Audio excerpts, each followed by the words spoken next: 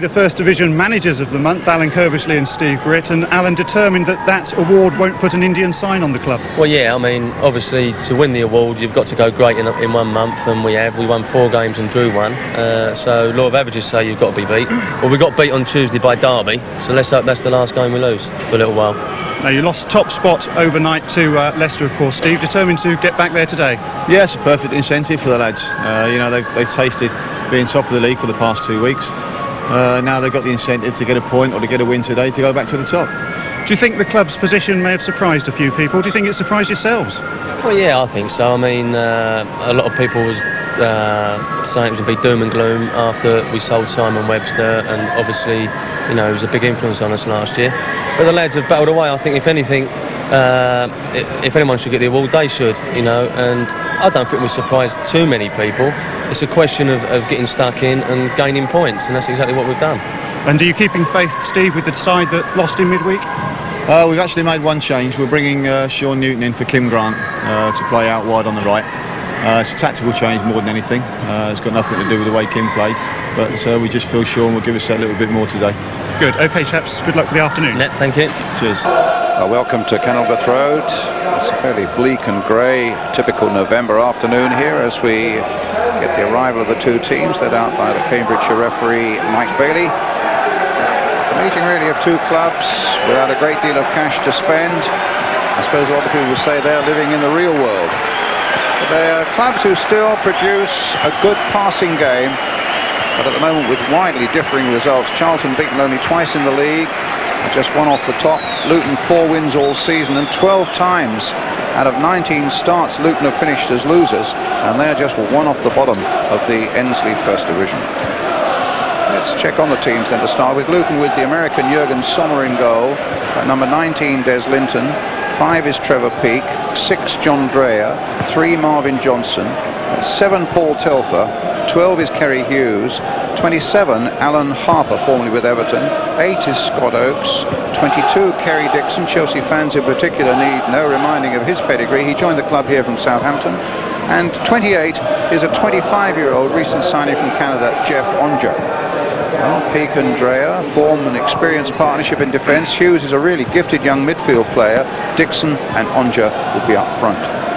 Jeff Aunger, in fact, the 25-year-old Canadian, good scoring record in Luton's reserve, something like 7 goals in 7 games, and indeed he scored in his first team debut, which was at Crystal Palace in midweek. Right, let's check the Charlton side. They've got Mike Salmon in goal. They've also got these confusing squad numbers, let me tell you. So the right back is Stuart Balmer, who wears number 1. 10 is Alan McLeary. 23, Phil Chapple. 11, Scott Minto. 14, Sean Newton. 16, Darren Pitcher. 21, Colin Walsh. 18, John Robinson. 8 is Carl Leaburn. And 12 is Gary Nelson. Well, the loss in midfield of Alan Pardew and Peter Garland, they're both injured, means that Colin Walsh moves from left to centre midfield. John Robinson, who's been battling against flu today, moves from right to left, and Sean Newton comes in down the right side of midfield, and Leaburn and Nelson are their 2 main strikers. Let's check on the substitutes for today. For Luton Town, Martin Williams, Paul Dickov, who's on loan from Arsenal, and the reserve keeper Andy Petterson. And for Charlton, the reserve keepers John Vaughan, Kim Grant and Dennis Bailey, who's on loan from Queen's Park Rangers. They are the visitors' subs. As I told you, the ref, Mike Bailey from Cambridgeshire. Theo Fowler is alongside me. Prospects, Theo? Well, I'm really looking forward to it. I think there's a lot of experience in the Luton team. And David Pleat has done marvellous with his blend of youth and experience. Charlton coming off the back of being beaten against Derby County. I've seen quite a bit of Charlton. They're a very talented side, and I think it's going to be a real test for both of them. Charlton wanting to get back on the winning ways, and Luton, I'm sure, not wanting to lose here. I'm really looking forward to it, Brian. As I said, both sides do like to pass it around a bit. They certainly do. They like to play. David has always been involved, David Pleat, with teams that like to play. So again, I think Charlton will be just the same. I think it's going to be very hard early on, tight. Mike Bailey just checking with both his linesmen, and it's Luton Town in the white shirts against Chapple.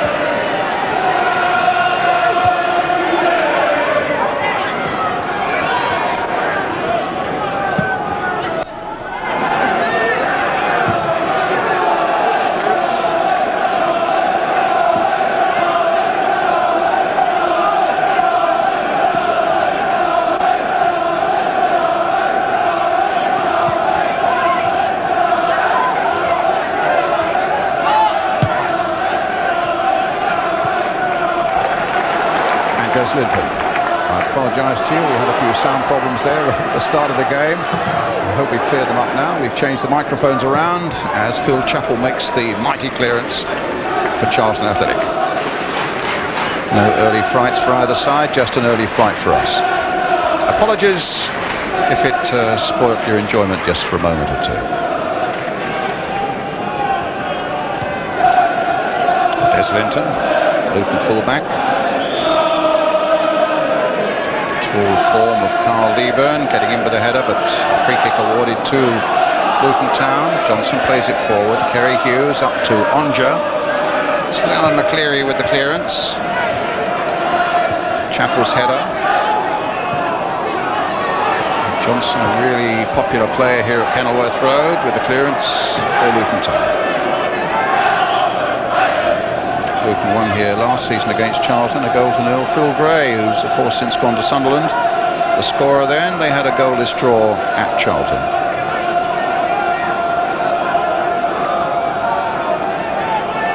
Scott Oakes with the clearance towards Kerry Dixon. McLeary, Walsh, quite likes that centre midfield area. Minto, talented young left back, trying to get Robinson down that left hand side. John Robinson, the red-shirted figure there, he's had a real battle against flu. In fact, Alan Kirveshley and Steve Gritt were deliberating whether or not he would be fit to play an hour or so before the start. And here he is with the cross, floated in a long way towards Leaburn. He really only needed a touch on that, and maybe will be a little disappointed that he didn't get one. Theo? Yeah, that was a very good cross. I think one of the disadvantages with playing a right-sided player on the left, that he often brings the ball back onto his right, and Leaburn's a little bit unlucky there, really, to be honest.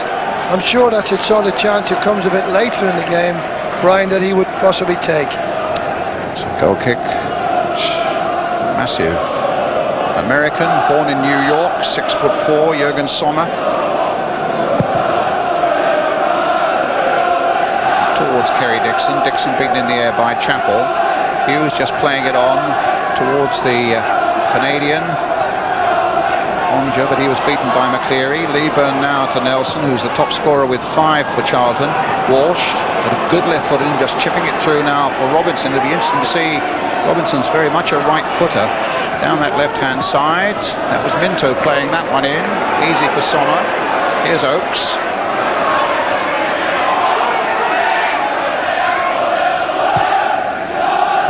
McLeary cutting it out. A lot of experience in Alan McLeary's career. And this is Sean Newton for Charlton, making a very positive and attractive start to this game. Another good cross coming in there. Leaburn couldn't quite get on the end of that one either. There was a bit of shoving as he went in on John Dreyer. I think one of the reasons for that, Brian, is that he waits on the ball, Carl Leaburn, because it's crossed with the right foot, and he did challenge just a little bit late. My goodness, that goalkeeper is big. First time I've seen him.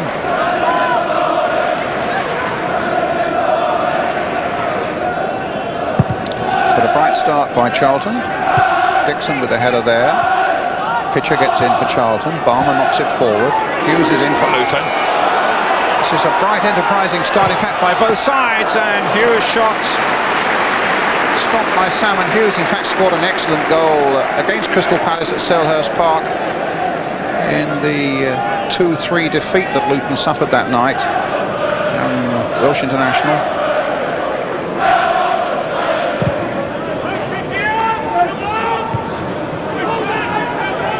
Aunger. Linton. Aunger again. Dixon waiting in the middle. Hughes has come up quickly. Here's Hughes. He's got Oakes away on the left. Newton getting in for Charlton. Balmer planting it forward. Leaburn's header. And Trevor Peake. Delayed on that too long. No damage done so far as Luton's concerned. John Dreyer. Johnson. Hughes again. In goes Harper. Just touched by Walsh to Leaburn. Minto.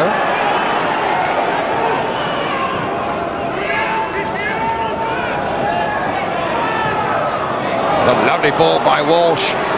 Can Minto get on the end of it? Sommer certainly can. Seems to be getting a lot of room down that side, Scott Minto. I think the boy Telfer is just hanging a little bit too deep to more or less protect the fullback. I see him coming into the game more and more each time. But that goalkeeper's going to take some beating, Brian. Is he big enough or what? They signed him in August '91 from Indiana University. Jürgen Sommer, 29 years old.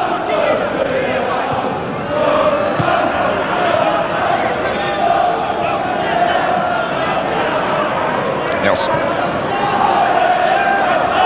Hughes. Flicking it through towards Aunger. It's a little bit frantic at the moment for Luton. They're trying to play through just a little bit too early, but it is nice to see both teams playing football and trying to do it. There's a great incentive for Luton. One off the bottom of the table, they move up at least 3 places if they win here today. Charlton, as we've said, go back to the top if they win here. It's Oaks for Luton.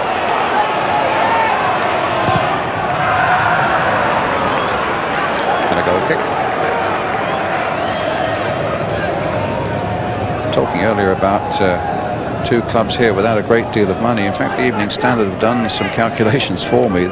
Luton's team apparently costing £500,000 and Charlton's £570,000, and really in today's marketplace that is small change. And I think the other thing is that the respective managers still insist on playing football and are not pressured at all into doing anything else. I think it is possible to do that if you're a very good manager.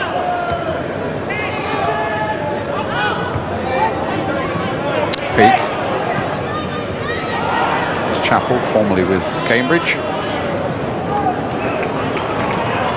Nelson. Good turn. Nice pass. Finds Pitcher, who's a real workhorse through those midfield areas. Up goes Leaburn. Oh, and a great shot there by Nelson. Can Robinson finish it off? Into the side netting. Well, a wonderful shot there by Gary Nelson. So close to being goal number 6 for him. What about this? Again, Leaburn made a touch for him. I thought for a moment it was just going to clear this crossbar, but it whacked into it. He won't get any closer than that, Brian. That was a wonderful move.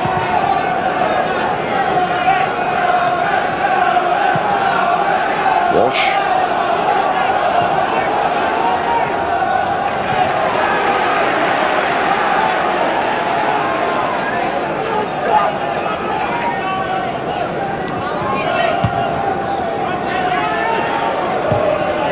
Peake with a header for Luton. Won by McLeary for Charlton.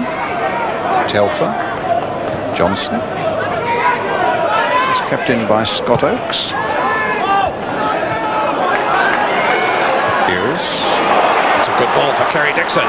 Aunger's made a good run for him in the middle. Salmon had it knocked out of his hands almost there. And, well, it's interesting. Luton are claiming that was a back pass by Minto to Mike Salmon, the goalkeeper, but the referee and linesman quite right in saying, well, no, of course it was meant to be a clearance, it's just that the goalkeeper picked it up.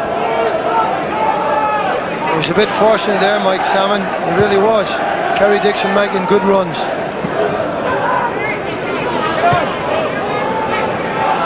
Aunger. Very interesting contrast there, Brian, with Carl Leaburn and Kerry Dixon. Movement off the ball and one static one. Back it goes. Tell me a bit more about that, Dixon and Leaburn. I always feel you have an out when you've got a Carl Leaburn, and that's what happened with Nelson's shot. But Dixon's running is superb off the ball. Good play here by Kerry Hughes.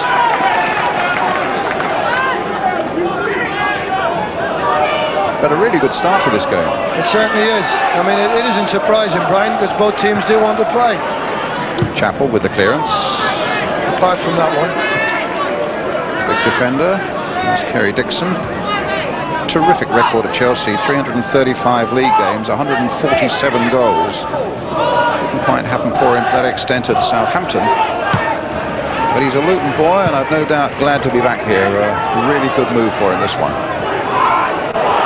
Ooh, a slip there by McLeary. Oakes gets onto it. Can Dixon finish it off? Straight into the arms of Mike Salmon.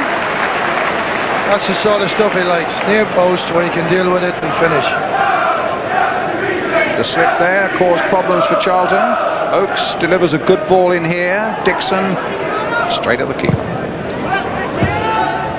Peake versus Nelson. Nelson wins it.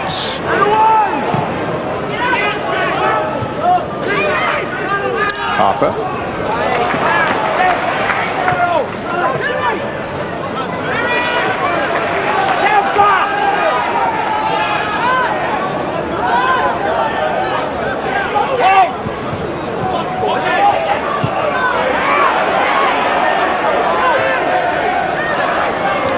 Cut out by Walsh. Pitcher gets it back. At the moment, both sides are feeling one another out. They're not really throwing enough men forward to cause problems. They're relying on the two front men to battle it out. Later on, I think we'll get more men in there. Dreyer. And a free kick given to Charlton. Walsh behind this one. Leaburn dancing around looking for something, but it was Des Linton who got a header to that one and got it away for Luton. Minto plays it in again. Marvin Johnson on this one now. Nelson. Good left foot. Certainly was a cracking shot by Gary Nelson. And a very simple move. It was only one ball. Brian knocked back and he's finished it. I mean, it's very unlucky that. You're talking about a coat of paint there. He's been around a bit.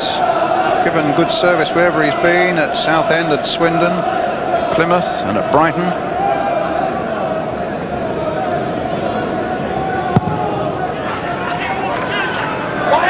Chapple again.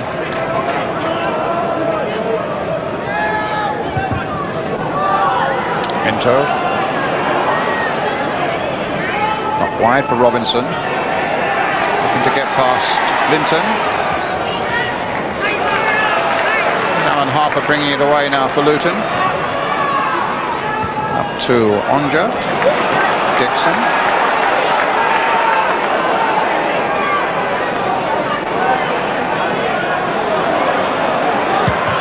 Play there by Kerry Dixon. Johnson.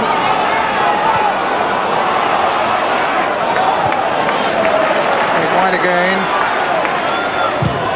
Cross comes in from Scott Oakes. Well gathered by Mike Salmon and a quick throw out. Sends Robinson on his way. Walsh takes over. It's another interesting ball there played by Walsh. Actually, both of the experienced forwards, Brian, have relied on that space. Kerry Dixon, that's one of his trademarks, down the right, and Gary Nelson down the left. A lesson for any forward player. Minto with the throw for Charlton.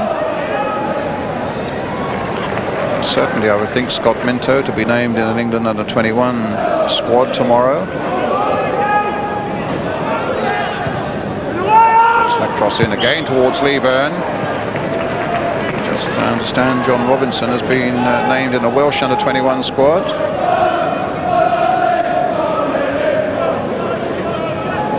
Free kick to Luton.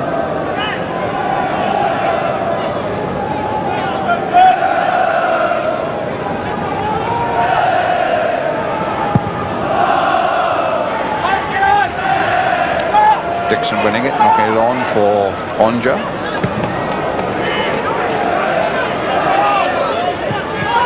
Oakes, there's Leaburn. Newton, pushing it about nicely, pitcher. To Balmer and now to Walsh.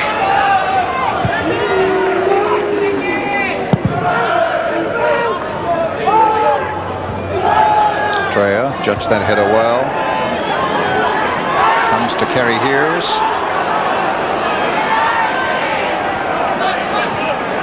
Pitcher now for Charlton. Challenged by Oakes and beaten by him. Hughes again. Aunger waiting. Dixon on the far side. Telfer can pick it up for them. Still 0-0 here. Alan Harper. Aunger, the back heel. He's got some very nice touches, the way Aunger, hasn't he? He's not aware too much of the pressure, but his touch is very good and awareness is good. At the moment, it's a very much what I would call a real possession game, Brian. Minto beating Aunger in the air. Telfer playing it short to Harper, trying to get it forward again to Dixon. Walsh.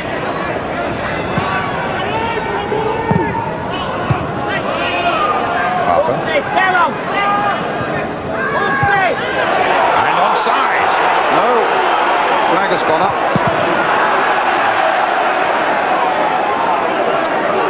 Kerry Hughes pulled back.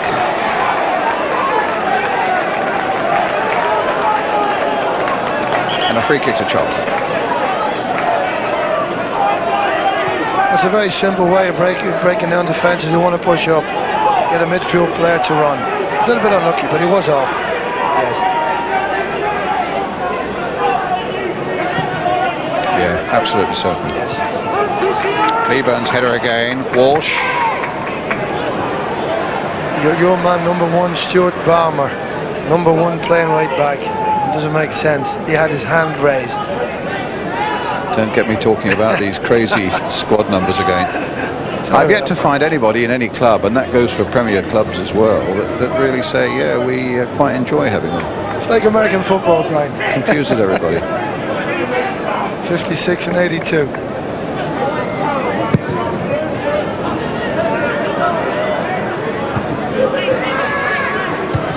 But it's not a bigotry in the First Division. I can't think why clubs are wearing them, but there we are. McLeary. And Balmer gets it back. Salmon gets it clear. Pitcher. Just teased Kerry Hughes with that one, just pulled it away. Just wants a little bit too much time on the ball in pitcher at the moment.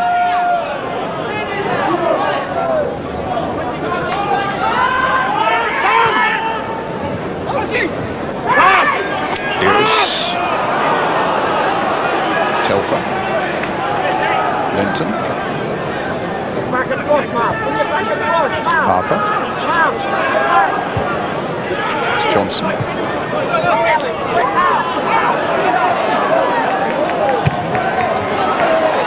Oakes. And pitcher will again get it back to Salmon. Nelson chesting it down nicely for Leaburn. Good combination between those two. Leaburn half stopped by Peake, and well, I think he was a little unlucky to be penalised for that, to be honest. All experienced head, Brian. He just stood his ground, Trevor Peake, and he had to go around him, Leaburn, and obviously had to pull him back in order to do so. No real pace, Trevor, but a very experienced player, and has been a very good servant to football. Long time at Coventry, some 8 seasons there, nearly 300 league games, Trevor Peake. Oakes, stopped by Newton. Clearance by McLeary, eventually reaches Leaburn. Walsh, up to Nelson. Now young Sean Newton. No, cut out by Oakes. Wasn't a good final ball. Peake finding Telfer.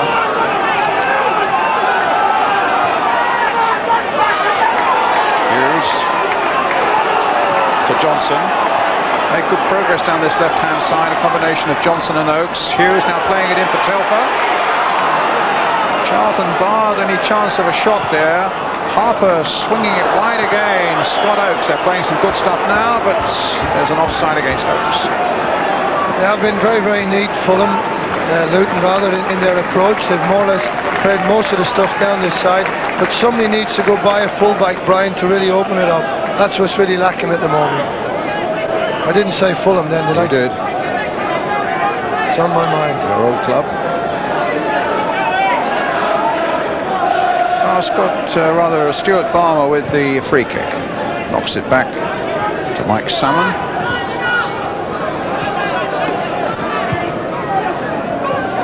McLeary, again back to Salmon.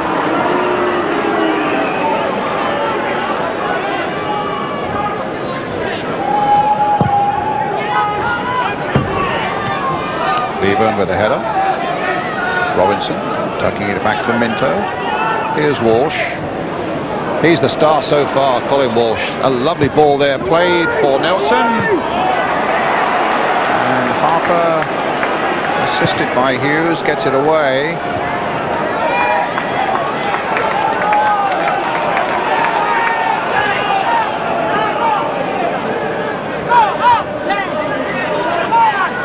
Phil Chapple.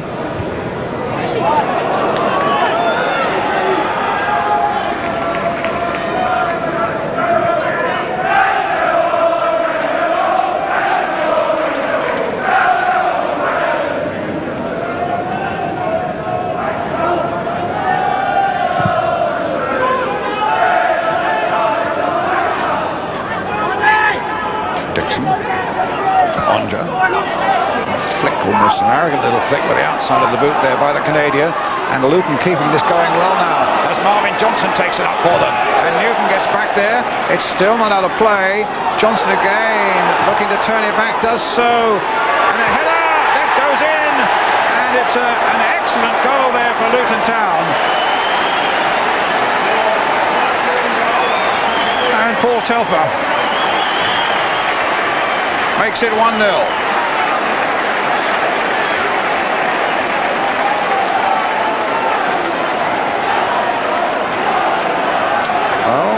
What a lovely cross that was. All credit to the boy Johnson. I thought he was checked by Newton as well. He handled it very well. Right foot cross, smashing header. That's what the game needs. One goal. Charlton have now got to open up just a little bit more. That's a very good goal. And his third of the season. What sort of response are we going to get from Charlton? Well, Walsh was nearly through. I did actually say that I felt if somebody went by on that side and got a good cross in, we would have a goal. Lovely.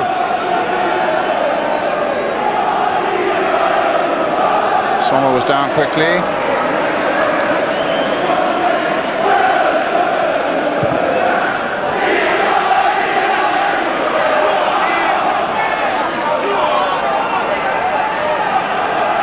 Robinson. Walsh. Hit long towards Leaburn. Peake.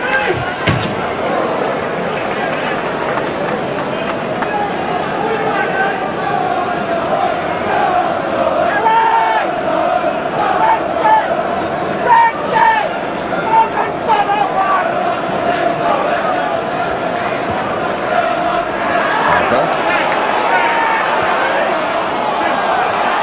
Johnson. Oaks. Yes, shoving the back on Harry Nelson. By John Dreyer. Free kick to Charlton.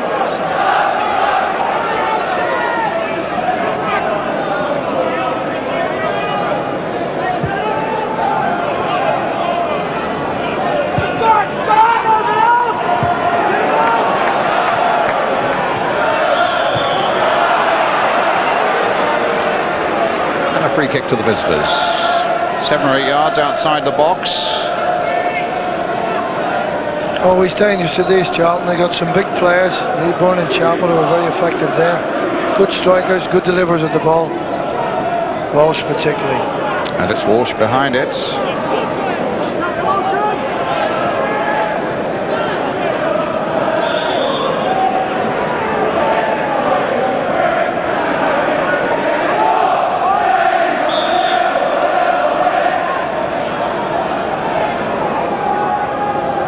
Really lining up something here. Colin Walsh. Always curling away. I always find it very hard that when the ball is not moved, Brian. If the ball is moved, then the wall becomes ineffective. If the ball remains where it is, it's got to be one heck of a shot. And he is a very good deliverer of the ball. wasn't one of his best.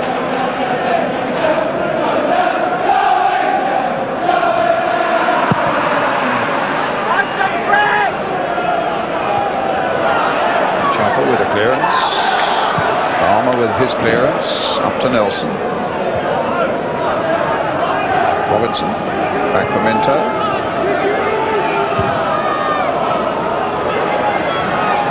And a goal kick.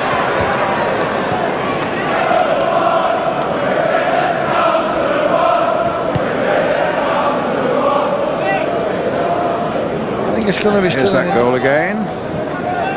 Cross coming in from Marvin Johnson. And Telfer's header. Very well taken.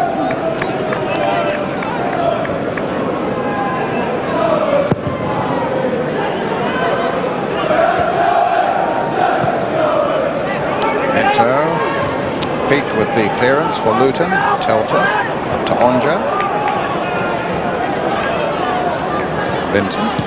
Aunger. Linton again. There's Oakes. Aunger. Turned it last night for Hughes. And he turned it himself, but there were 3-4 Charlton defenders around him. Luton's certainly putting some good passing movements together now. Minto, given away. Walsh, Minto gets another chance. Leaburn.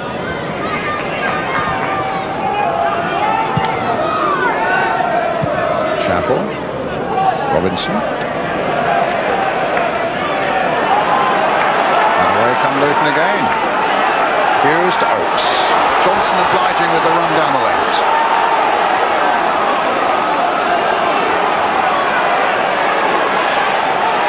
Telfer's in that same position again. Dixon's in there too. And Balmer prevents the ball going away for a corner, but it's still with Johnson. And in the end, Newton hacks it clear for Charlton Athletic, but not very far. Oakes plays it in. Touched on again. That's a corner.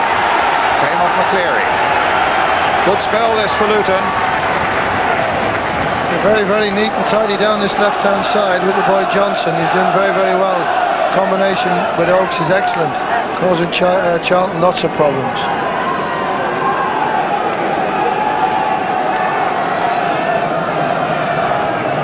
So Oakes will take the corner for Luton.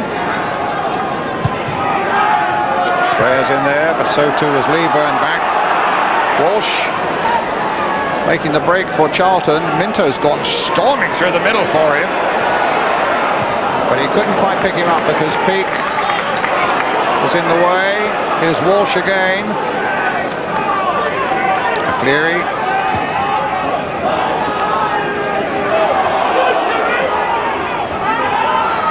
Pitcher to Balmer. To Darren Pitcher. A little flick by him. Newton couldn't pick it up. Gets it back again unexpectedly from Johnson. Leaburn trying to go in on the far side there, but again found guilty of some pushing.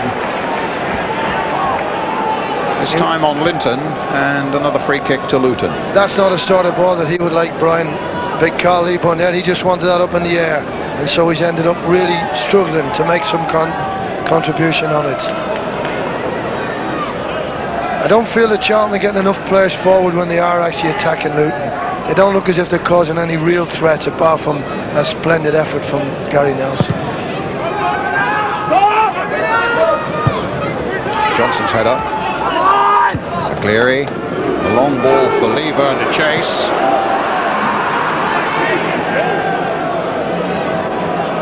Certainly if he'd have made contact with that, he might have caused a stir.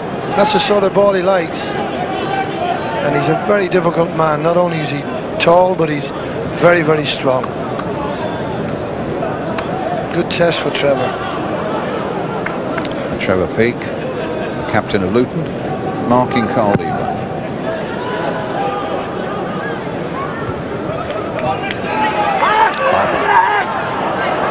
Dixon. Hughes. Stopped by Newton. Picked up Chapple.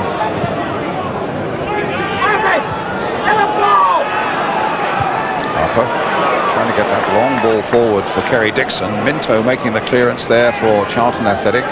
Gets it back again from Walsh. There's Leaburn. He took that very well. Flicked it inside for Walsh again. And a good break here by Robinson, but I think Linton might get there first.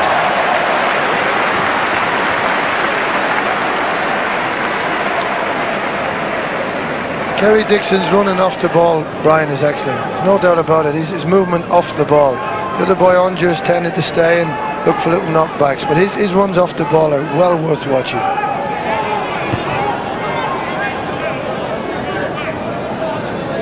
Minto's throw. Walsh to the right foot this time. Get away, Sommer! Looking for Leaburn. It's a Charlton throw. Still a goal down, Charlton. Chapple's gone forward. Dixon's gone with him.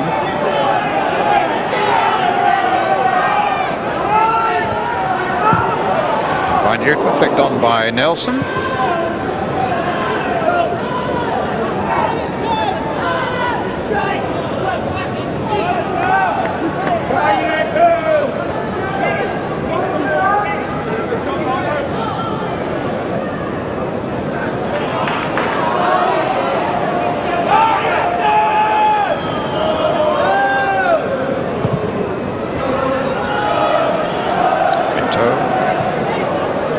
It forward, Peake with a touch.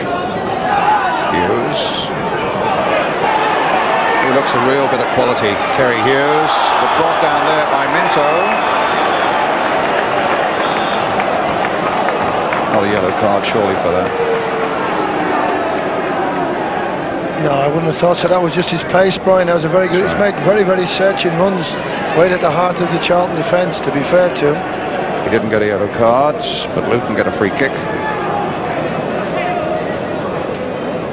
But Hughes looks quite a talent, doesn't he? He certainly does. Very, very fast and direct. Well, here's a free kick. Let's see what Luton can do with this. Floated in. It was Darren Pitcher's header that gets it clear for Charlton. It's back to Alan Harper. Playing it around a well, Luton at the moment. McLeary getting that one away.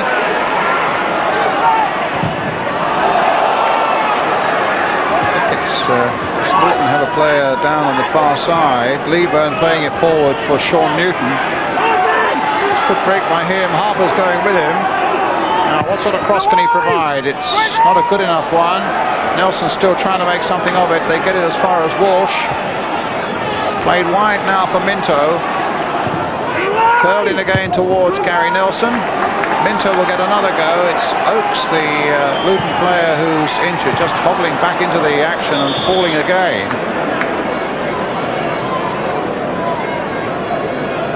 And also a Luton player injured down in the box as well. It's from Dreyer. It's Scott Oakes. This is how Dreyer got his knock.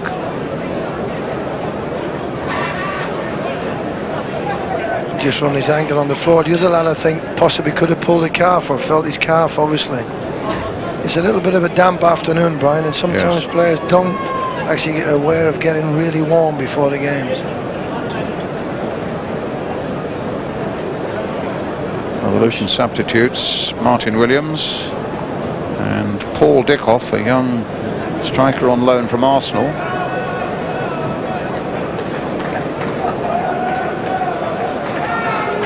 That's a nice gesture, the old Charlton physio looking after him, Jimmy. They're probably looking for a fee, mind you.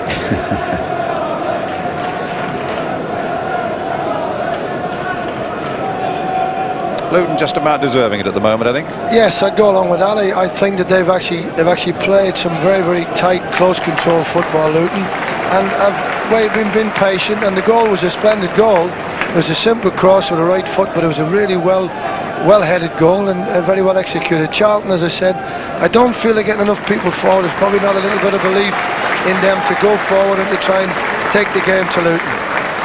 There's a long way to go yet, though.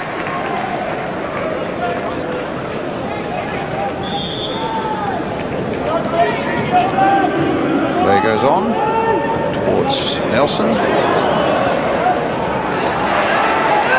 Linton gets it clear for Luton. Dixon ducking in. Finding Hughes. Good left foot pass to Oakes.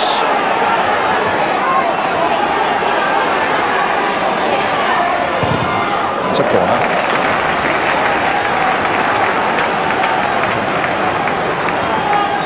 It's obviously affected his pace a little bit here. He's still limping, Oakes.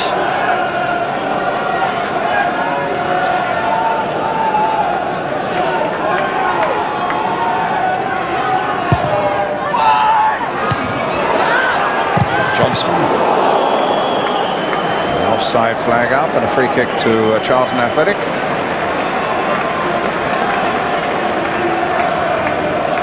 Beaten by Derby County last Tuesday night at the Valley, only their second league defeat of the season. Certainly won't want to follow it up with another one here today. They had a terrific start last season as well, remember. I think they were unbeaten in their first 10. And in the end, finished in 12th position in the table. Johnson.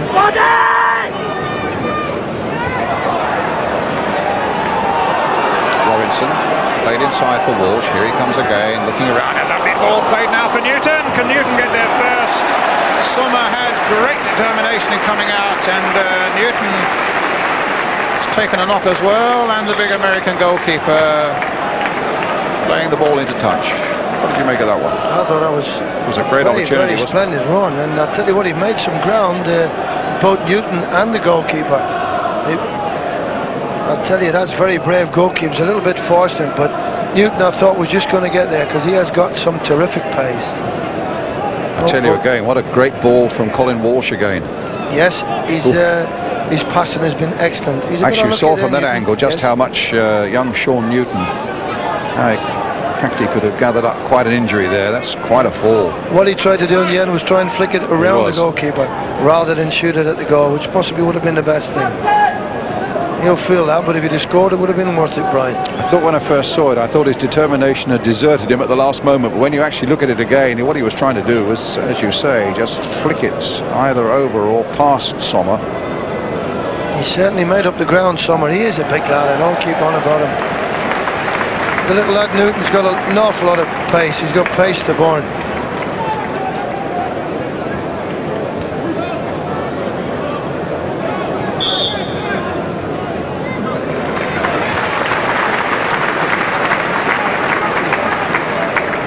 Sporting be given back to Luton.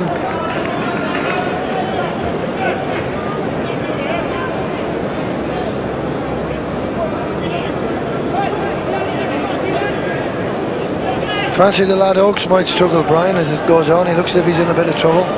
That left leg.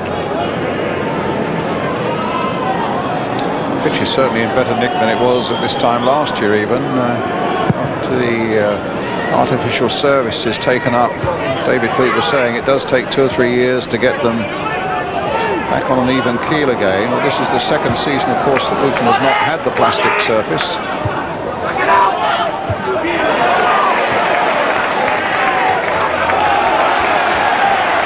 There's some battle going on there with Hughes and pitcher, and I've got to say Hughes is doing very well.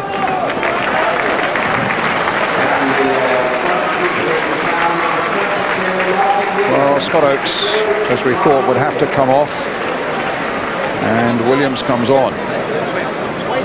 That's a bit of a shame, really, because it will upset the rhythm and the balance down this side.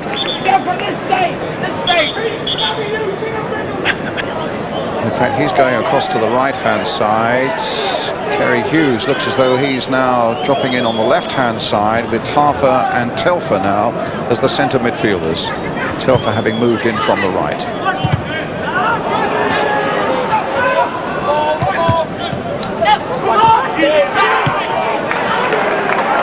Balmer. Nelson. Pitcher.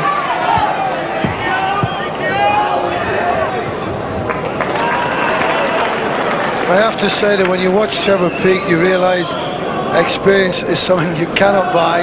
He's cool, he's calm, and everything he's wanted to do, and he hasn't flapped once. And all right, he hasn't got great pace, but he's got a very good brain. Up goes Chapple. It's Robinson. And there's Trevor Peake again.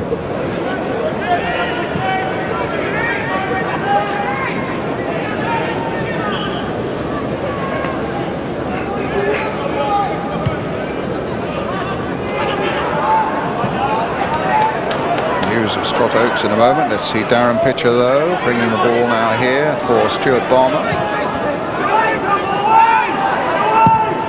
Oh, he almost hit that straight at Newton. Newton, I think, maybe still suffering a little bit from his clash with the Luton goalkeeper. Aunger. Dreyer gets it clear up towards Kerry Dixon. McLeary might just have got a touch on that as well. Walsh gets it back to McLeary, and McLeary's clearance. Dreyer gets it away.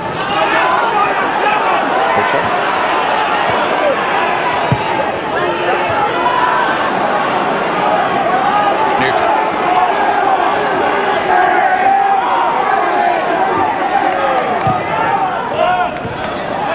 Into Robinson. Probably happier down this right flank. And gets a corner. I honestly believe he is, Brian. I do think he's happier down here. Scott Oakes incidentally has gone off. They think he may have a ruptured calf muscle. He's gone off for an X-ray. A corner then for Charlton. McLeary in at the near post.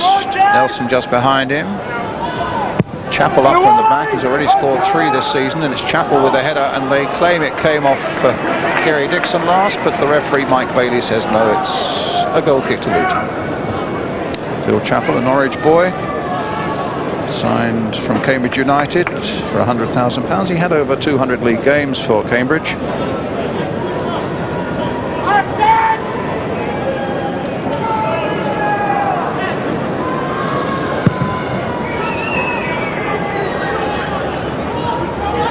Chapple just pulling off Dixon, was there for the header.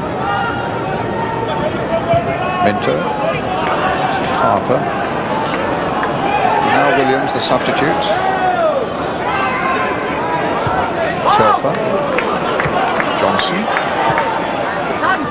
And Hughes.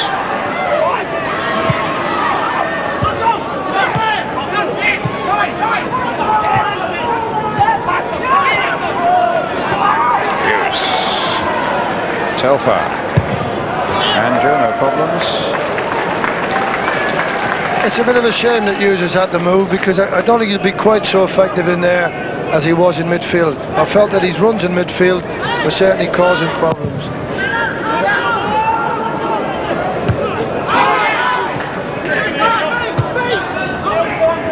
Nelson.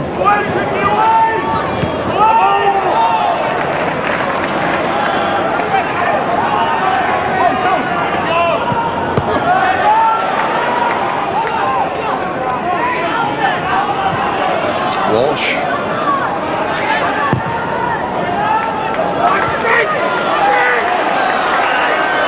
Mike Salmon way out of his goal, only Dixon is coming for him. Salmon with plenty of time to get the clearance on, flicked on there by Nelson. The flag has gone up. Pitcher offside. Alan Harper definitely body checked Walsh there, and the referee missed it. It was a very clever body check.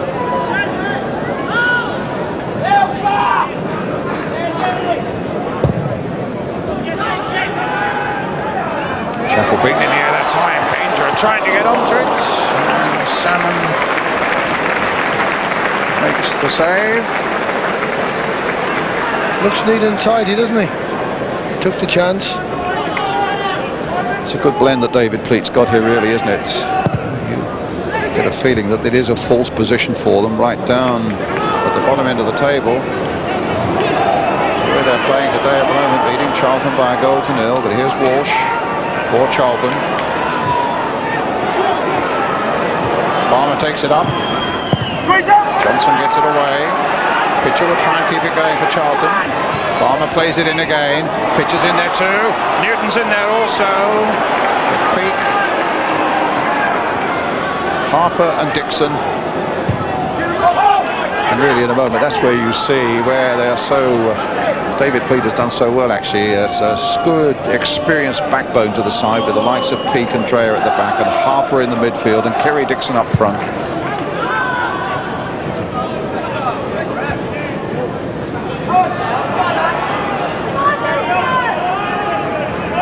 Scott Minto.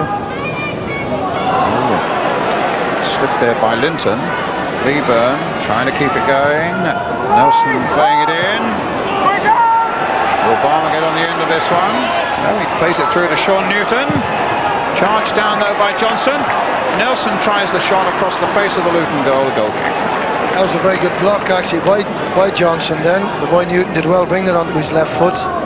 Charlton don't look quite so sharp in and around there.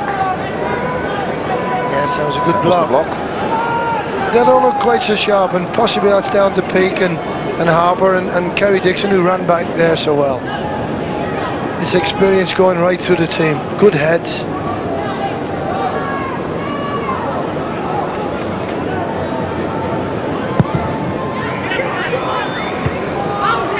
Here's Balmer.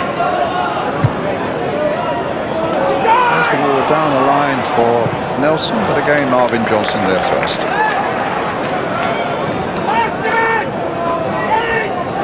Playing time added on, as you can see. Balmer. There goes the half-time whistle. Good display in the first half.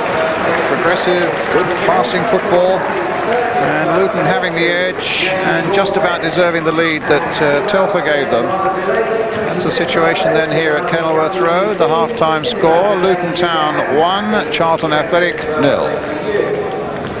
Always with David Pleat's teams, they always play good football. You know, sometimes they don't get the results, obviously, that they require, but they do play a brand of football because he insists on that. And yes, they are playing neat and tidy football, and they've got themselves in a very good position here. And at this stage, they're looking the better side. I mean, the goal when it came up was again a lot of skill involved here. I thought this was a lovely touch when Johnson turned, crosses it over, and Telfer rising there and nodding in. I mean, that was beautiful. And the skill of Johnson, who I think was having a fine game at left back. This is what when we coach kids, we talk about the Gaza trick, you know, dragging it back through your legs. Made the space for himself for the cross, and really young Telfer, excellent header, buried it in the corner. That's really a part of it now, isn't it? Full-backs that can act as wingers. Well, he is getting a lot of freedom. It's something I think Charlton have got to think about in the second half. He's getting a lot of freedom down that left-hand side, and he's making it work. You know, it's good play. I mean, Charlton, the nearest they've come really was the shot that hit the bar early in the game, you know, when Gary Nelson had a whack and it hit the bar. This is Leaburn at his best when he gets up and challenges in the air, knocks it down to his striking partner, and bang, that looked a good effort, looked as if it might have gone in. Whether the keeper may have just got a tickle to it, you know, got a finger to it. He doesn't actually look a bad goalkeeper at all. Here's coming out and making the save here from Sean Newton. Now that was a good save. The big goalkeeper spread himself. Newton could have got himself hurt there, but you know, Theo Foley was making a point there that as far as Charlton are concerned, nobody's getting forward from midfield. They're never really getting ahead and getting up and supporting the two strikers. Now that there, with Sean Newton getting there, at least, you know, it showed that yes, you know, if Walsh is a very good supplier of the ball, good passer of the ball in midfield, and they need people to be coming in there and looking for it from midfield. Which Charlton 0. What can Charlton do to put that scoreline right, Ian? I think they've got to obviously try and raise the tempo of the game a little bit. I think Luton are definitely dominating the game, and they've got to try and ruffle them a bit, knock them out their stride. As I mentioned at half-time, I think that they've got to try and get more people forward, certainly from the midfield areas. And if they can, give the two strikers a decent service, because Leaburn is excellent in the air, good big player in the air, but he's never really had good service from the flanks. So I think Minto has got to play a bigger part, who I think is a good player, and every time I've watched him in the past year or so, Minto's played well, but today very quiet, staying back, not really getting forward. Need to see a little bit more certainly from both the full-backs as well. OK, we can cross back to Kenilworth Road now, where the Luton manager David Pleat is talking now to Chris Morn. With me, David Peake. Your reaction, David, to the first half? I thought it was a good, clean first half. I thought we moved the ball around quite well, but I think Charlton clearly showed their intentions. They're good on the break, they pass the ball, they're patient, and I thought in the last 15 minutes they were coming into the game. Do you think you're going to have to change anything to... Well, we've already had to make a change because of Oak's injury. We don't like to be disturbed. We might have to have some energy a little bit later on the game. The first 20 minutes of the game is going to be very important. Thanks very much, David. Thank Back you. to Brian. Well, Charlton then getting the second half underway. Scott Minto instantly on the ball for them, knocking it forward to Carl Leaburn. But a suspicion of handball there. The referee thought otherwise. Robinson battling down this left-hand side.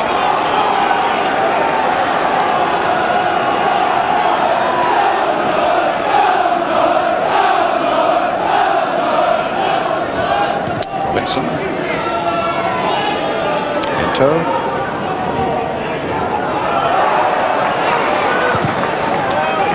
Telfer gets it forward now to Dixon. Harper hits it straight at Newton. Walsh. There's Linton with the header. Telfer the scorer. Looking forward again towards Aunger. Direct hit on the camera. Cheers all around. You're saying at half-time you thought that Charlton might be tempted to bring on Dennis Bailey as a substitute sometime in the second half. Theo Foley. Yes, I do. I feel that Charlton will possibly have to open the game up, and maybe as the game goes on, young Newton will possibly tire a little bit, and they'll see him as an opportunity and throw him forward. Throw then for Luton Town. There's Linton once with Leicester City. Finds Aunger. Linton again. Aunger didn't get a touch on that one. McLeary caught out a little bit, and well, for a moment Kerry Dixon looked as though he was going to pick a spot, but it was Stuart Balmer who got in and made a very necessary intervention for Charlton Athletic. Up goes Telfer. Here's Dixon.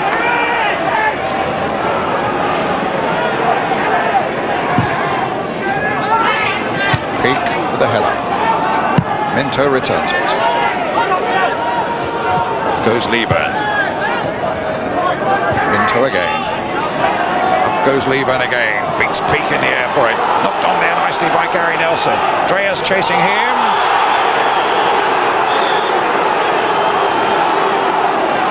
Theo? Yes, he was always going to be outdone by pace. Gary Nelson got the edge on him, and the lad, he's just like there, Brian. It's a little bit unfortunate. Gary obviously isn't going at goal, but he is in fact getting away from it. But I felt in the initial thing he just overcommitted himself and then left himself with too much to do. Well, the referee did well. He had to book him. Yes. So it's a yellow card for John Dreyer and a free kick for Charlton.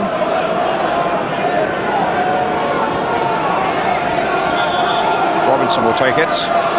Whole clutch of them in there in red shirts in the penalty area. Could be a problem here for Luton. They played it very deep towards Chapple. It was Leaburn. Got a header to it, and the ball came off a Luton defender for another Charlton corner.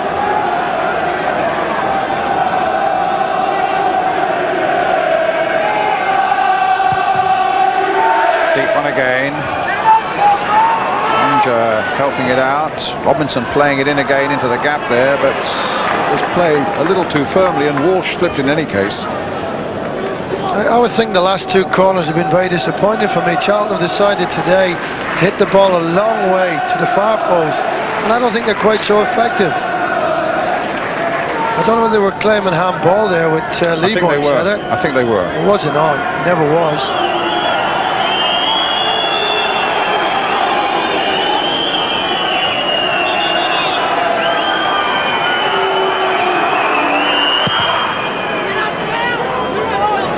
Dixon, Chapple beats him in the air, finds Leaburn, a little touch by him, Newton couldn't pick it up. Harper plays it down the line, Mike Salmon comes out now and takes the safe course. I think the other interesting thing is that David's put Hughes back in midfield, Brian, and brought Williams over to the left side. I think that's a good ploy. Linton, Harper, Chapple's header for Charlton.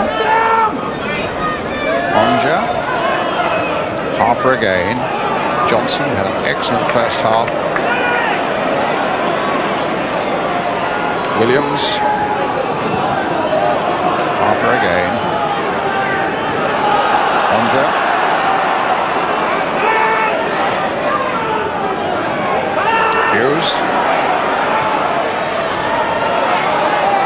Again, it's Williams. Balmer got that one away for Charlton. Robinson tries to keep it going. Dreyer for Luton. And back to keeper Mike Salmon.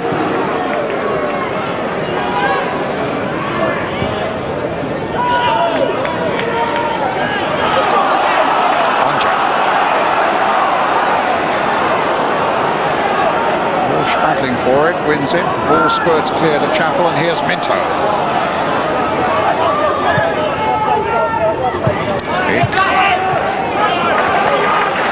Harper. Chapple.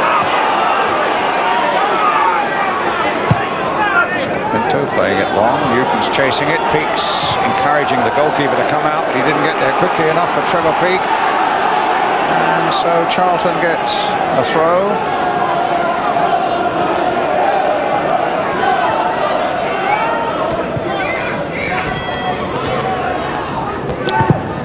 Minto plays it in. The Nelson turn. That's a goal kick. I must say, Brian, that I'm very impressed with the way that Luton have stuck to their guns and playing football all the time. As David said, at the end of the first half, I thought Charlton were getting into it again, but they have played there well. And Harper really has been instrumental in that. A lot of the stuff has come back to him, and he's passed it around. Taking his time, the big goalkeeper. I think he's in America.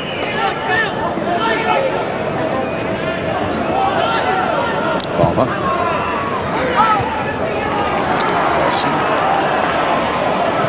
Johnson gets there first, gets it forward to Williams, plays it nicely for Kerry Hughes. That might be a bit too long and a bit too wide. And an awful lot wasted. That was a good move, really. If you could have just played it in. But he's had an excellent game, young Welshman from Pontypridd. He's only 22. There's Mike Salmon.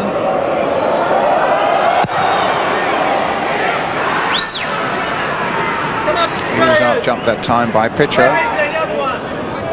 To Aunger, brings Hughes into it again. A flick forwards.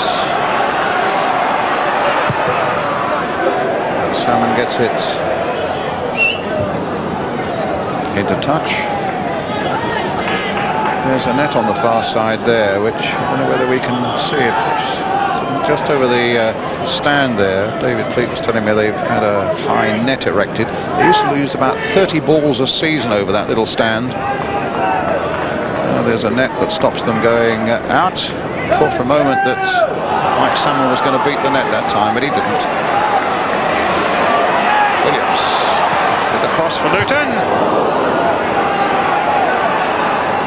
Harper, Johnson, Harper into Aunger. Ball given away to Nelson. Leaburn, Robinson outside him. Robinson is now over on that right-hand side, which he certainly favours. Newton has come across to the left-hand side this half. That's about the first poor ball that Colin Walsh has played. In any case, there was an offside. He was waiting on Robinson to move and didn't know exactly what to play. Substitution shortly to be made. Dennis Bailey on loan from Queen's Park Rangers, about to make his first appearance. Maybe he's got the wrong shirt. I was going to say on that net, Brian, it's a bit too high for tennis, isn't it?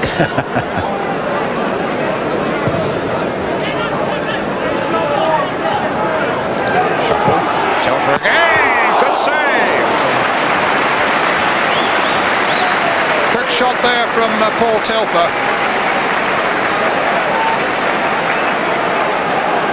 Some good acrobatic keeping there from Mike Salmon, and a corner for Luton. Theo? That was a lovely header from Kerry Dixon and a lovely volley. Could have got two, Telfer, that would have been good. Charlton get it away. Well, they are arguing with the referee. At least they had a point to make there, because Charlton was streaming out of the box there, and it only needed a fairly elementary piece of advantage to be played there by Mike Bailey, I must say. So it seemed to me. So So Bailey, who's been on before as a sub, comes on again. Last time I did him live on television, he was with the Queen's Park Rangers side that won 4-1 at Old Trafford against Manchester United on New Year's Day. What would that be? Nearly a couple of years ago.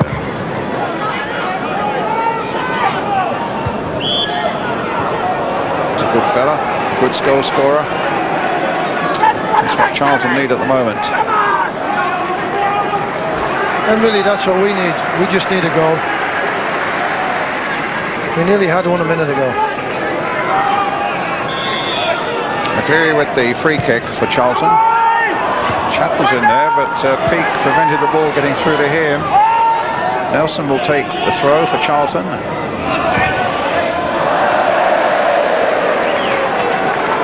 So Dennis Bailey is on. And Sean Newton's gone off. You may remember he took that tumble in the first half after that clash with Jurgen Sommer in the Luton goal. And apparently he's got a shoulder that's paining him a good deal. That's why he's come off. I fancy the goalkeeper might get booked, Brian. He's really taken a long time over everything.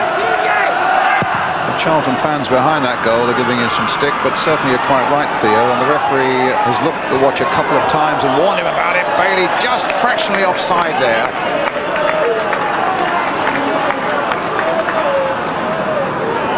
I would think Charlton will go route one now. I think they'll try and catch Luton on the break and hit stuff at Leaburn and rely on Bailey's pace. They brought Nelson out here, wide left. Certainly get the feeling it's a game that might have one or two more goals in it. Well, I'm pretty certain that with that formation, that Charlton will certainly hit one or two balls early at Leaburn.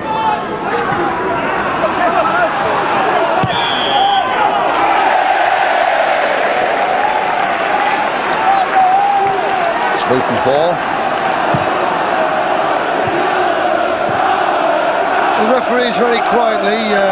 Mick Bailey, what a good player he was.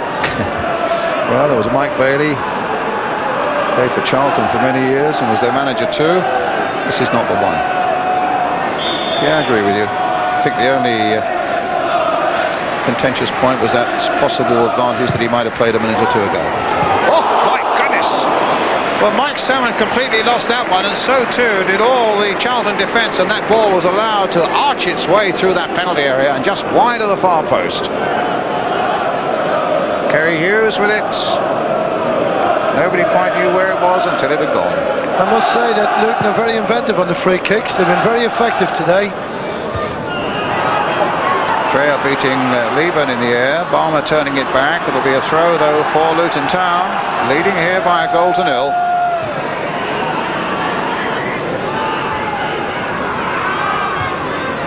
Johnson. Oof. Walsh went in, ducking his head in there with the feet were flying. Kerry Hughes. Hughes adjudged to have been guilty of dangerous play. And so Balmer will take this free kick for Charlton. Hit once again towards Leaburn. Nelson couldn't get hold of it. Telfer brings it clear with a nice little chip up to Aunger. McLeary and Minto. Good play by Minto. Peake. He hasn't lost many balls played up to him, the boy Aunger, has he? He's managed to keep everybody in play. Here's Walsh. Flick wide now for Minto. Just played a little too firmly for him. A throw to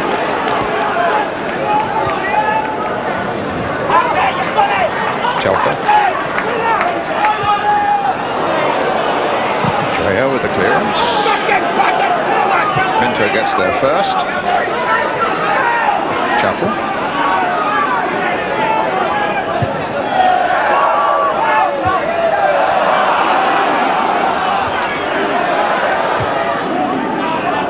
Bailey. Petterson. Balmer. Walsh. Pitcher. That was a great shot.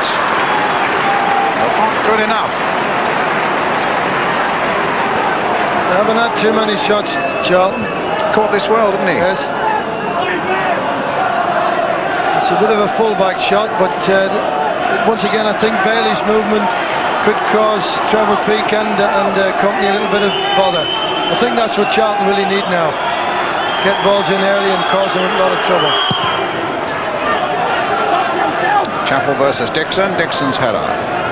McLeary has given that away to Williams, but it's one back for Charlton by Darren Pitcher. Salmon playing it wide to Balmer.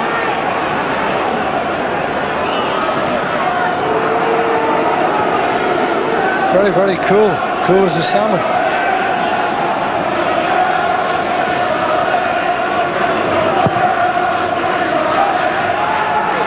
Leaburn towards Bailey. Couldn't quite get a touch on it. Leaburn going in for another look at it. Robinson battling away there, but the ball comes through to Aunger.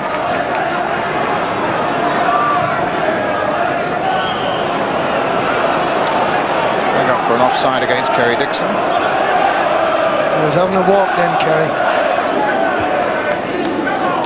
Walsh just getting the ball through to Minto. Walsh again. Tried to pick out big Carl Leaburn. Try and hold up Kerry Hughes.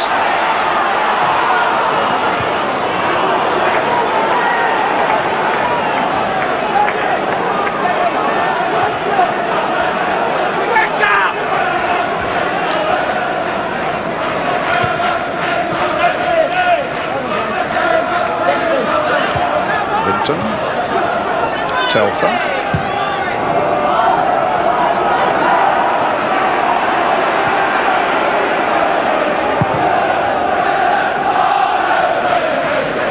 Little knock on that by Leaburn. Bailey hoping to pick it up, looking for support alongside him. It comes in the shape of John Robinson. I think that's a fair indication of the spirit that Luton have played the game in today. That was a splendid run back there by the lad Williams to get back in and make a challenge.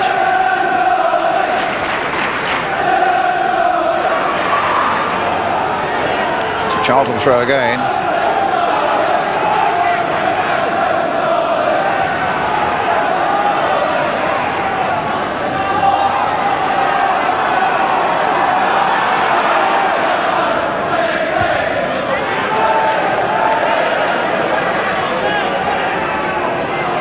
Walsh touched on again and just wide from Carl Leaburn. As Charlton get into the game, Brian Leaburn gets into the game, and I think that's the game plan now, definitely. Bailey, I'm certain, will get on the end one or two of these and cause problems. What, to try and hit Leaburn from all all areas, yeah. Yes. Dixon. Nelson gets hold of that one though. Pitcher chasing after it, finds Balmer. Robinson outside him. Here come Charlton again, looking for this equalising goal. Gary Nelson's in the middle, and Leaburn there too, Bailey there too, and Dreyer there for Luton. Pitcher once again for Charlton. Knocks it for Balmer. Cut out easily that time. Pitcher again in there, gets through so much work in those midfield areas for Charlton. Finds Stuart Balmer. Crosses in again towards Walsh. Can Leaburn get there? No. Charlton fans behind the goal were up off their seats just for a moment, thinking that Leaburn might get there first, but it was always the American goalkeeper who was going to be the favourite. He looks a very good mover and a good athlete. Dixon. Chapple. Good spell this for Charlton. Yes, they haven't got him now. Balmer. Robinson outside him, looking happier down that right flank. Balmer's cross, too high for Nelson. Walsh will aim to keep this going though. Just stood on it for a moment, saw that Chapple was in a bit of space. Minto.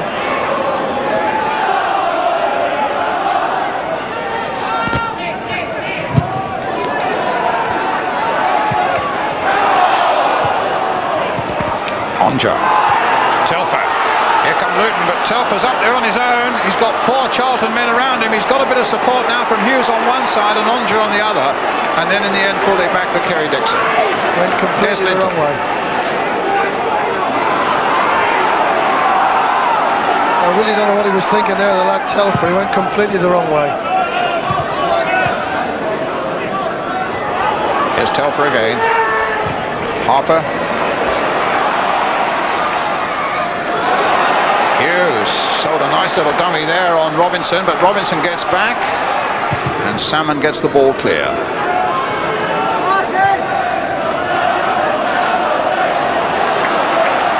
Johnson. Bit of pace about the game now. Both sides have upped the pace a good deal. It's a throw for Charlton. Let's go down on the touchline and get a view from Chris Mormont as to the way that Charlton might play for the rest of this game. Yes, the Charlton management team of Alan Curbishley and Steve Gritt have just been telling me that they really want to get some more width and get at the Luton fullback, so that's why John Robinson is working down the right. Aunger with the shot, saved by Salmon. Sorry, Chris, go on. All wide on the left, and Gritt and Curbishley really believe that that's their way back into the game. Thanks, Chris Moore.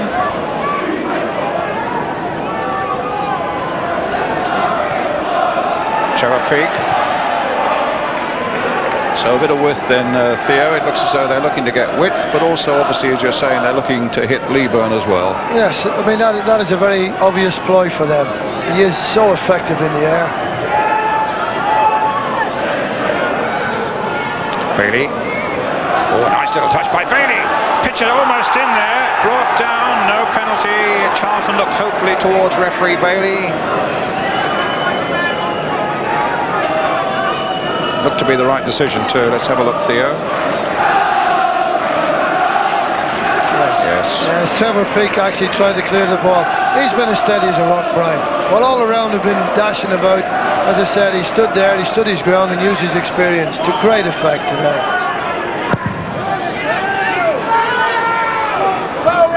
Dixon's header. Aunger chasing. Bringing somebody else into the play again.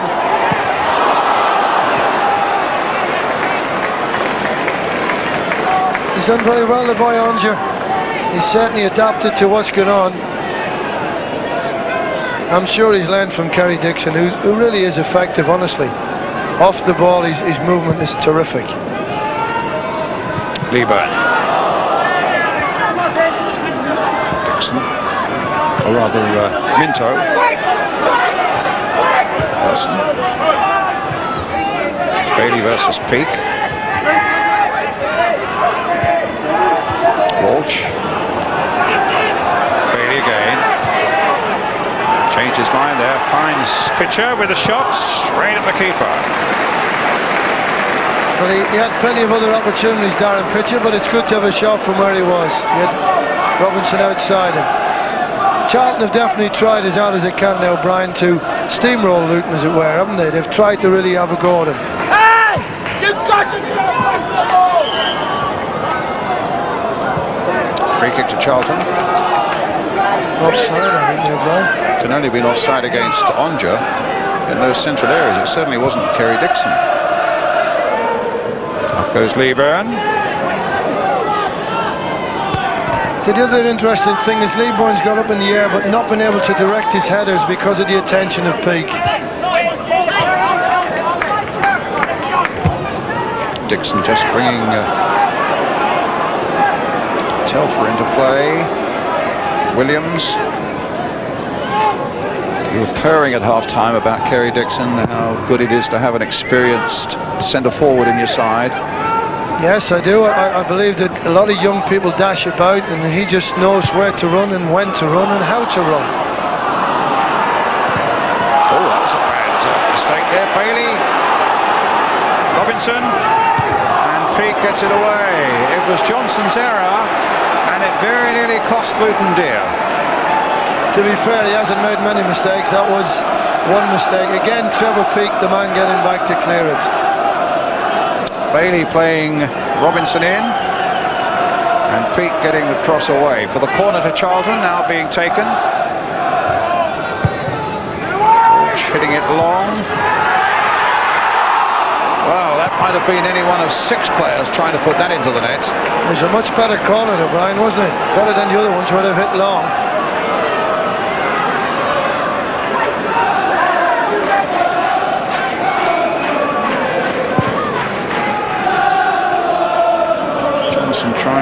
Robinson trying to carve it into the net, but Luton got it away. They've now got a free kick. And we now have a little under 20 minutes to go. I think it's who really is going to keep their nerve now. It is a test for Luton, and it's hard to believe, I find it hard to believe that they are so lowly placed in the league, to be honest. Well, Luton are going to make a substitution. They're taking off the young Canadian, Aunger, and Paul Dickov, I imagine, is coming on. He's a very similar sort of player, Brian, young Paul Dickov. Good touch, good worker, possibly feeling the pace now with playing first team games for a long, long time. He hasn't played for Arsenal first team till the end of the season. Good little lad, Paul. 3 league games for Arsenal, 2 goals before he came here on loan.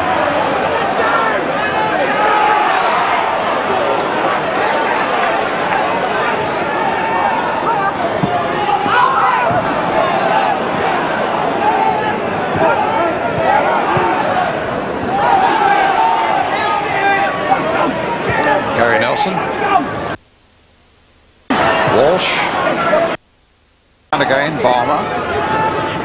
Walsh, Dickov's after him. McLeary, playing it into Minto. Bailey. Oh, this is good stuff. They're playing it around. They haven't found their way to make the penetrative last pass at the moment, but good educating stuff. They try to hit us, full toss there, Theo, but missed again. It's a throw. I almost headed that one. He's had a good game, Kerry Hughes.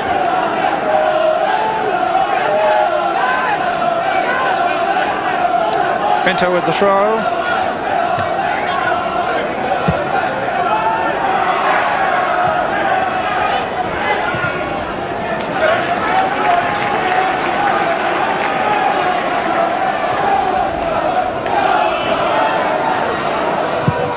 Again, a deeper one this time, and it was Leaburn with the header. That's got to be the route, Brian, when you've got a 6'4" centre forward. You've got to play, but it's got to come in. Splendid header. Chris Moore was saying, the Charlton bench are saying they want some width. They got it there, they got the cross in, and Leaburn almost did the business for them. Bailey just caught fractionally offside.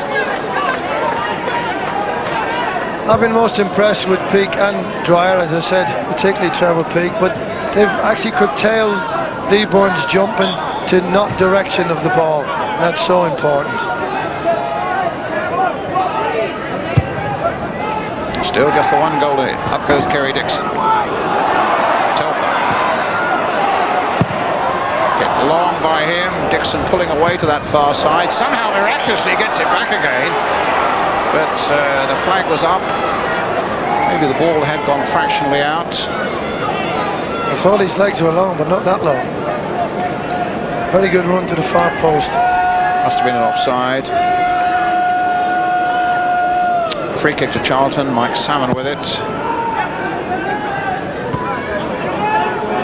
Bailey had his shirt pulled there by Trevor Peake. Referee saw it. Free kick to Charlton. Needless free kick conceded there. In a very dangerous area. They're leaving it to Alan McLeary.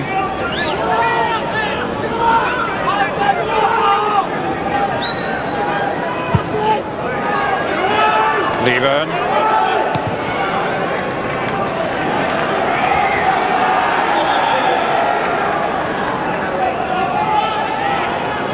Referee calling, is it Alan Harper to him? He said. Just wanted his address. Charlton's throw. Luton get it away. Balmer will toss it in again. Bailey knocked it down. But it goes harmlessly behind for the goal kick. He was actually knocking the ball down, young Bailey, to somebody else. I don't know why he wasn't knocking it at the goal. I often feel that strikers who aren't confident in around the goal will do that. Instead of one who's been scoring regularly, he will just hit it at the goal and take a chance.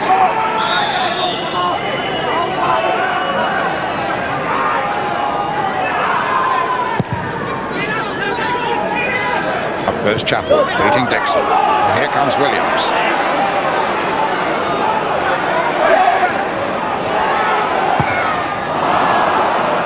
Goal kick. You have to be fair to Charlton, Brian, and say that they have had a go in the second half at trying to win the game, and Luton, to their credit, have stuck at the task. Bailey, that's a good ball played there for Robinson. Bailey, Nelson and Leaburn are waiting in the middle. Robinson has got his work cut out there, 2 against 1, and Luton get it away. They get it up to Kerry Dixon. McLeary battling with him. Dickov. Pitcher, no foul. It was there. And a free kick to Luton.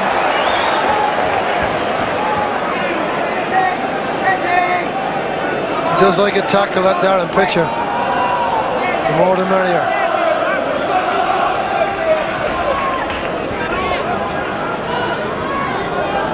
Dreyer with the kick. Finds Linton. Up to Dickov.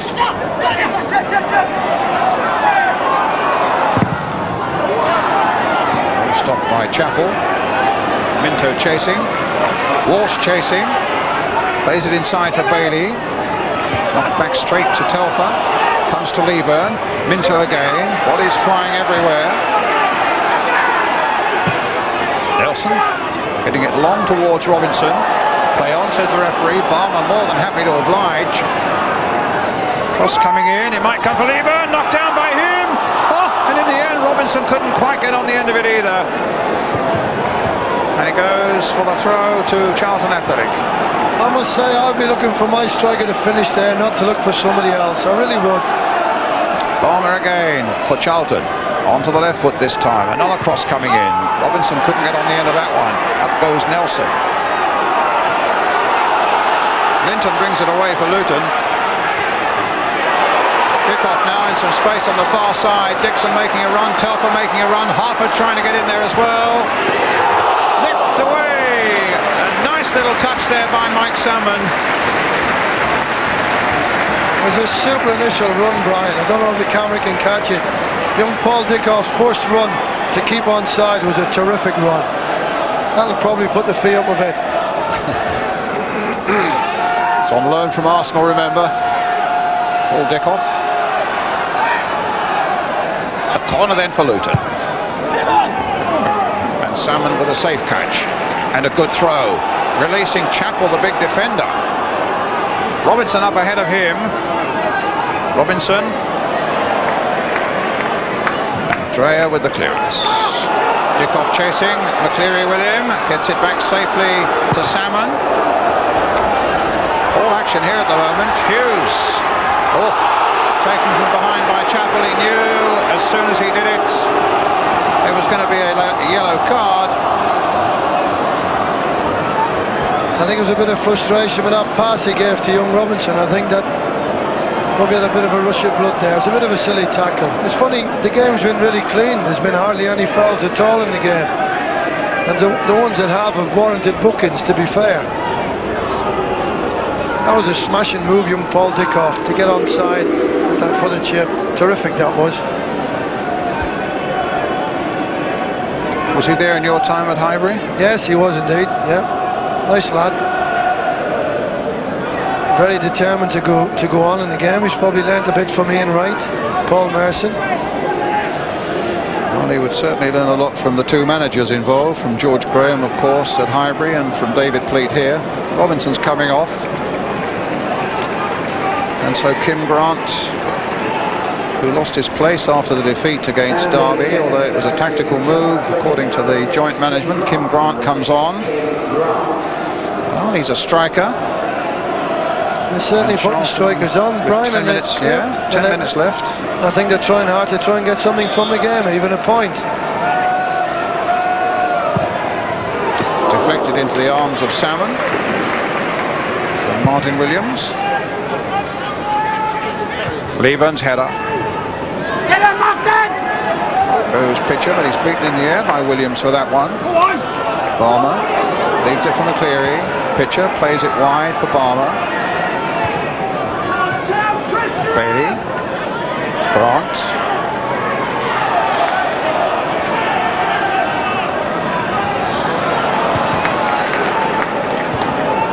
McLeary. Balmer. But here come Luton. It's Telfer on the ball for them. Harper one side of him. Dixon's pulled away to this near touchline. Here's Kerry Dixon. And then it goes straight to Gary Nelson. Here's Minto. Carl Leaburn. Hustled by Linton. That was a very promising move, and I'm sure Kerry was disappointed with his contribution to that. Back it up! McLeary. A touch forwards. Nelson playing it wide for Balmer.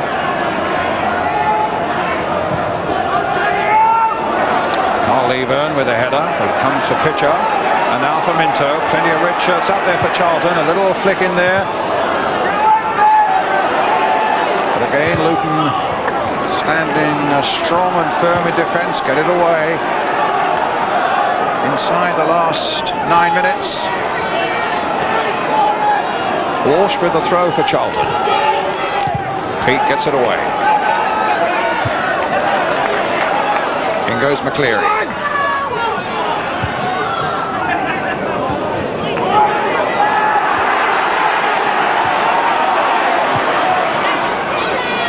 Kerry Dixon. Dickov. Offside. Yes, he was. I'm right here. He definitely was. Charlton don't seem so alert in around the box, Brian, as I've seen them in the past.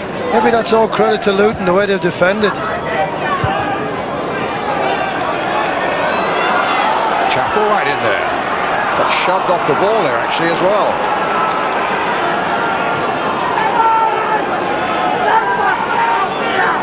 So Luton continue to lead by a goal to nil.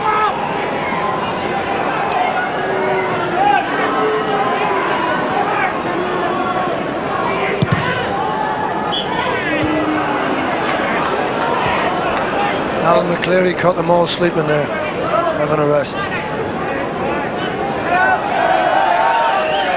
Well, look as though they're throwing Chapple more forward now, Charlton, in an attempt to get something. McLeary with the long free kick. It's Linton with the header clear. Telfer being forced back. Balmer. Pitcher. Well, he might try one from there. No. Bailey puts it wide to Robinson. Could spell this again for Charlton, but nobody in a red shirt there. And Paul Telfer can make the clearance for Luton Town. Now that fell nicely for Williams. Harper. Johnson on the far side. Hughes.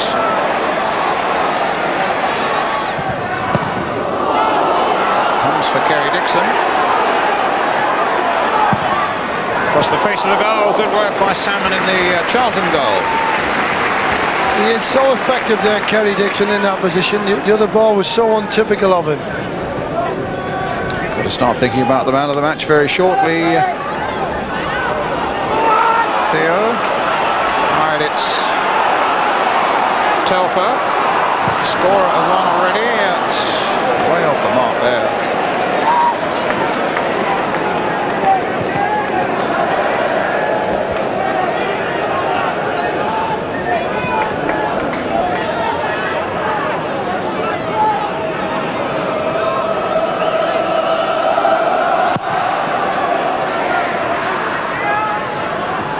Jump by Leaburn.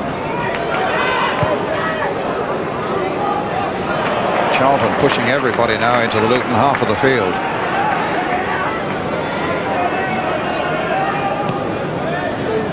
Balmer. Dickov to make the running now for Luton.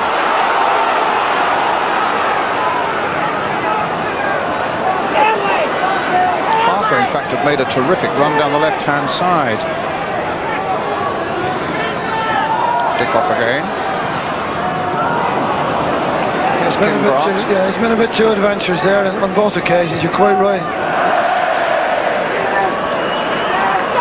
I think he's half getting caught between trying to hold the ball and to pass it easy. But you have to give Charlton credit, Brian, for the way they've had a go at it. They really have. One young fan will go away happy tonight if his team can hold on to this 1-goal lead. As you can see, it's a little under 5 minutes left now.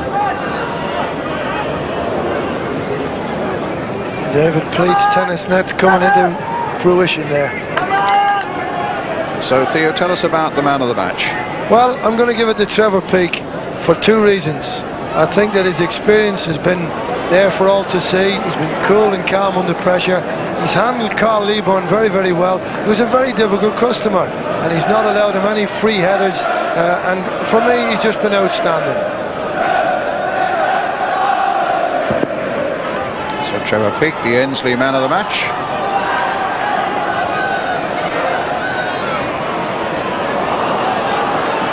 Chapple gets it to Minto. Touch there by Leaburn. Walsh. But Williams finds Kerry Dixon. Harper in turn finds Dickov. Could be problems here for Charlton. No, it was blocked by Stuart Balmer. Leaburn to Nelson, trying to hold off Telfer. Comes to Harper. Marvin Johnson. In comes McLeary. Very positive intervention there. McLeary's going running on as well, combining well with Bailey. Bailey in the end hit it straight at the legs of a Luton defender, but Minto takes it up for Charlton. Pitcher. And an offside against Carl Leaburn. They were all standing waiting on the cross. That was a terrific interception, as you said, by Alan McLeary. I thought he came out very well there. But you have to give credit to Charlton. They have tried to win something and get something from this game.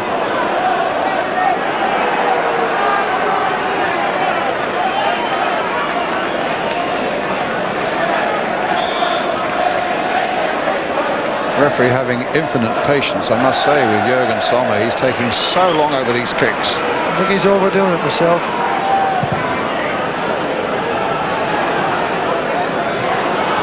Balmer heading it sideways. Grant couldn't keep it in play.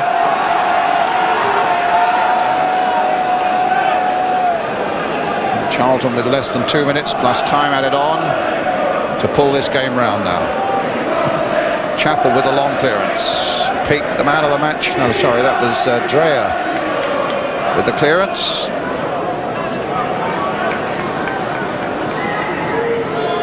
Johnson will take the throw.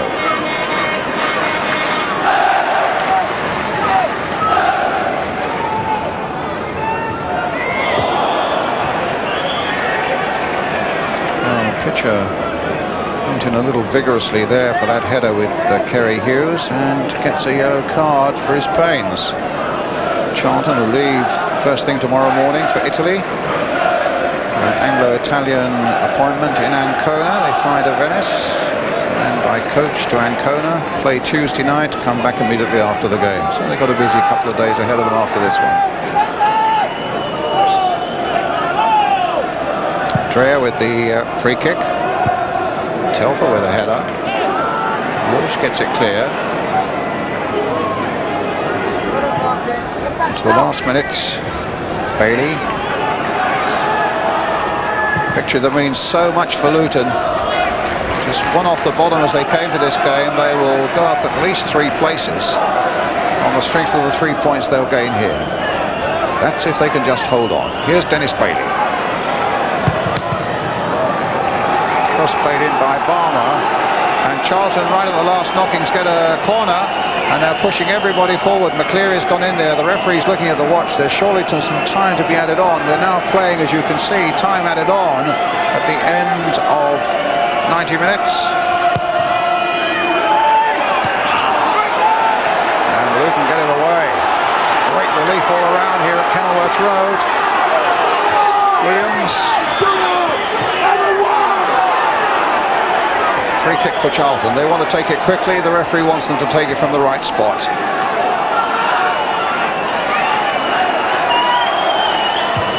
So the free kick taken. Trevor Peake, the man of the match, gets it clear. McLeary knocking it forward again. A real up and under.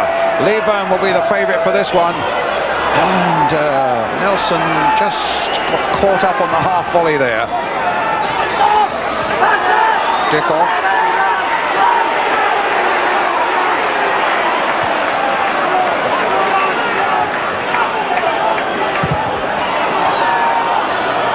Peake letting it go through to John Dreyer. Walsh. Leaburn. It's got to be a free kick for Charlton. This might just be the last chance for them. This is the last throw of the dice, Brian. This is it. To be fair, Charlton have really deserved something from this part of the game. I think he wants to take the name of Kerry Hughes before the free kick can be taken.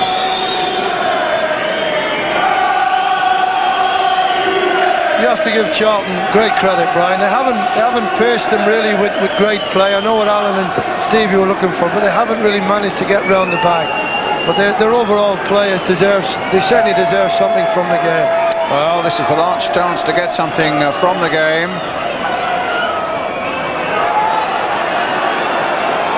Referee looks at the watch again. Nearly 2 minutes into injury time. Curling there towards Chapple. They've hit it straight at the keeper. They've definitely done their homework on them, Luton, insofar as that they've stopped them getting free headers. Chapple and Leaburn particularly.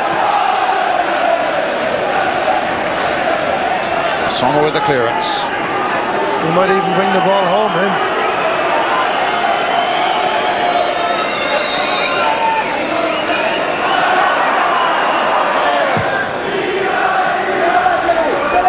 Clear his header. Little backheel by Pitcher. Played to Grant. Played for Balmer. Knocked forward again by Pitcher. And there to Grant. Gets it out to Bailey. Balmer plays it in. And it was Kerry Dixon who walloped that one away.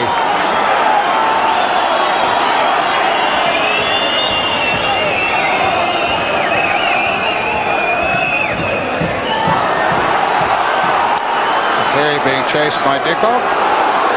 Salmon gets it clear. Free kick. Bailey jumping at the opponent. Dreyer. They look as though we're going to play till the light goes out. Well, I think he's probably added on some time for the time wasting of the Luton goalkeeper. Good point. Dreyer with the free kick. Up goes Chapple. There's Minto. There goes the final whistle. It's a victory for Luton. Charlton then denied a chance to go back to the top of the First Division of the NC League. Luton earn a bit of breathing space for themselves at the bottom after that goal by Paul Telfer. Had put them into the lead in the first half, a lead which they held after a lot of pressure had come from Charlton in the second half. The final score then here at Kenilworth Road. It's Luton Town 1, Charlton Athletic 0.